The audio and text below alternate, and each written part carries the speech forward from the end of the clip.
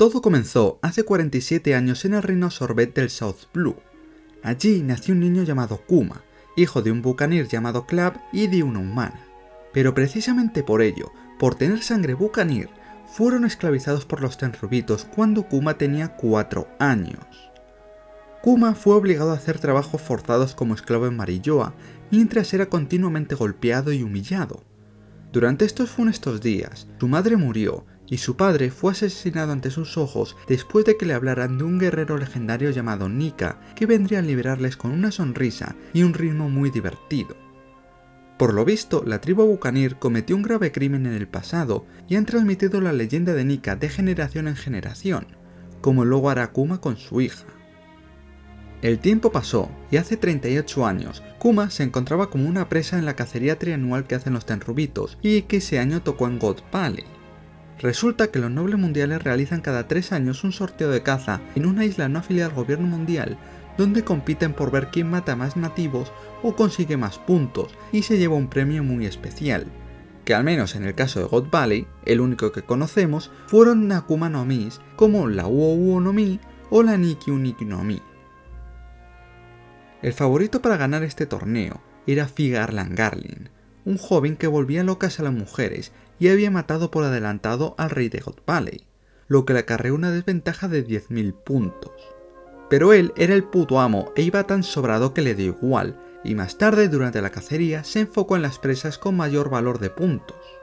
Allí no solo había habitantes de la isla, sino que también habían llevado esclavos para ser cazados, como era el caso de Kuma, quien ese día conoció a Ivankov y a Ginny, otros 2 niños esclavos que serían muy cercanos a él en el futuro.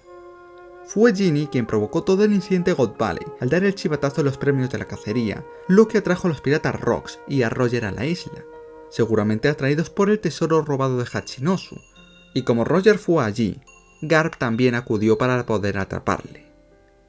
Al fin hemos visto a los piratas Rocks y hay demasiadas caras conocidas como Newgate, Lin Lin, Kaido, Shiki, Gloriosa, Stussy, John y otros que aún no sabemos cómo se llaman, pero que ya les hemos visto antes como zombies en Thriller Bark. Todos ellos, junto a los Caballeros de Dios liderados por Garlin, chocaron en God Valley, pero no vimos nada, pues este era el flashback de Kuma, solo que Big Mom se adelantó a Ivankov para conseguir la Uo Uo no Mi, y que Kuma se comió rápido la suya para después quedar frente a Saturno y echarle en cara que haya personas que vivan como esclavos siempre sin llegar a ser nadie nunca, que a él le gustaría salvar a esa gente como lo hizo Nika. Luego sacó de allí a 500 personas gracias a sus recién obtenidos poderes. Ya de vuelta en el reino Sorbet, Ivankov se marchó en barca para ser libre, pero Ginny y Kuma se quedaron a vivir en la iglesia del sur de la isla. Ellos dos vivieron felices muchos años en esa iglesia, obteniendo comida gracias a trabajos que pudieron hacer y a los obsequios que les hacían los ancianos pobres de la isla, en agradecimiento porque Kuma les quitaba la fatiga, el dolor y las enfermedades con su fruta cada semana. Aunque eso sí, luego tenía que sufrirlos él mismo para que no volviesen a sus dueños. El tiempo pasó y hace 25 años Kuma rechazó casarse con Ginny por miedo a que les pasase lo mismo que con sus padres por tener sangre bucanir. 3 años después, le metieron en la cárcel por diferencias con las nuevas leyes del rey Bekori, que pretendían dividir la isla en 2 mitades para pagar menos tributo celestial, y que así al menos una parte perteneciera al gobierno mundial y fuera un lugar próspero y con ley, mientras que la otra iba a ser un mal lugar para vivir. Obviamente, la que era un mal lugar para vivir era en la zona donde vivían los pobres, los ancianos y donde estaba la iglesia de Kuma. Pero fueron rápidamente liberados por Dragon y Ivankov y se unieron a los Guerreros Libertadores, la organización que pasaría a ser conocida como el Ejército Revolucionario.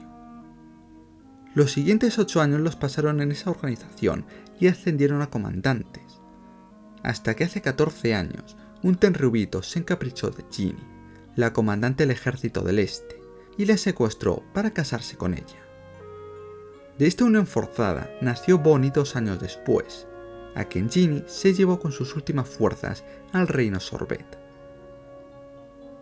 Para cuando Kuma llegó, Ginny ya había muerto de una extraña enfermedad llamada Sapphire Scale que hacía que salieran bultos como piedras azules en la piel y que se agravaba al exponerse a la luz del sol.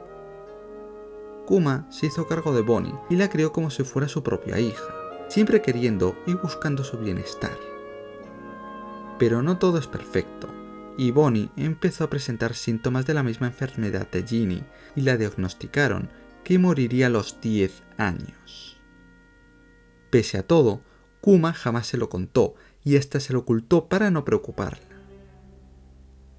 Para hacerla feliz, le habló de Nika y juntos fantasearon con sus bailes y con viajar a la Isla del Cielo y la Isla Yojin, entre otras muchas.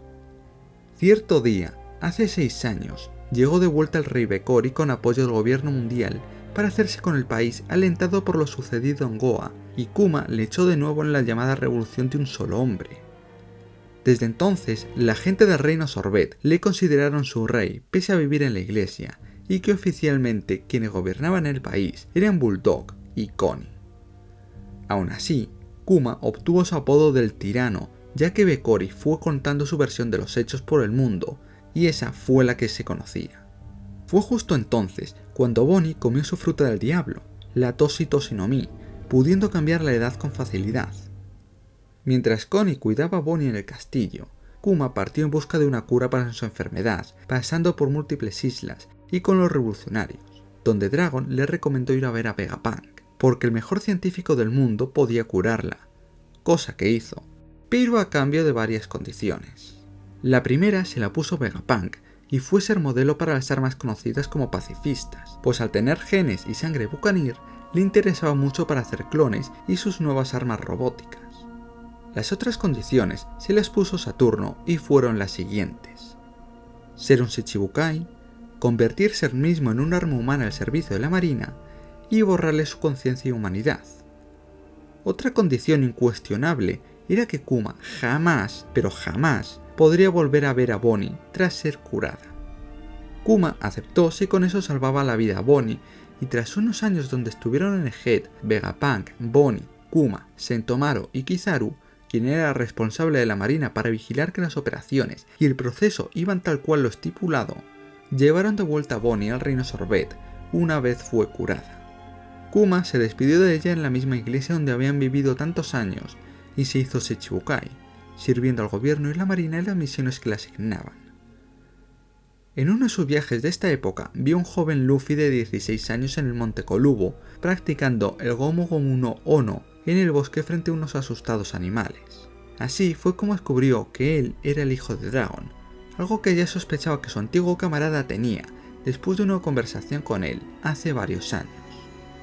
Al no haber recibido ninguna carta de su padre por culpa de Alpha, un agente del CP8 que la vigilaba y rompía todas las cartas que Kuma escribía a su hija, Bonnie se escapó del reino Sorbet haciéndose pasar por Connie. Alpha la persiguió hasta el puerto para evitar que escapara, pero Bonnie sacó una nueva técnica llamada Distortion Future, donde ella tenía los poderes de Nika en un determinado futuro, con lo que pudo aumentar de tamaño su puño y golpear a Alpha, derrotándola. Tras ello se subió el Yoarly Margarita con Gyogyo, un amigo de toda la vida suyo, de Kuma y de Ginny, y se convirtió en pirata para ir a buscar a su padre, con 12 años. Y no sería hasta 3 años después, cuando volviese a la isla de Head y se encontrase de nuevo con el científico Vegapunk y con las memorias de su padre, y las viera, que Bonnie no sabría toda la verdad de lo que ocurrió en su infancia. Lo último que vimos del pasado de Kuma coincide con los eventos que vimos antes del Time Skip, como la primera recompensa de Luffy, el encontronazo entre Kuma y Mugiwara en Thriller Bark, el incidente del Terrubito y la convocatoria para la guerra de Marineford.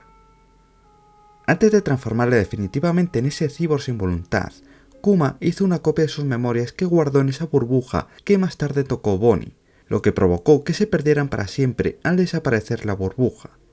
Y además, Saturno ordenó incluir un mecanismo de autodestrucción por si se descontrolaba. Por su parte, Bonnie fue viajando por distintas islas siguiendo la pista de su padre sin éxito, aunque él sí la vio por última vez mientras ella comía en el restaurante Sabodi donde no fue presentada. Kuma salvó y protegió a la Mugiwara porque estaba convencido que Luffy sería aquel que le salvaría el mundo entero exactamente igual que lo haría Nika. Su fe en ese chico de goma fue comparable a la que tenía por el dios del sol. Eso le dijo a Vegapunk antes de que le borrara la memoria junto con sus últimas palabras jamás pronunciadas: las felicitaciones para Bonnie por su 10º cumpleaños. un broche de oro para cerrar uno de los pasados más trágicos y lacrimógenos de todo One Piece. Y así termina el vídeo. Gracias por haber llegado hasta aquí, espero que te haya gustado y verte en el siguiente. Un saludo y recuerda, la justicia prevalecerá.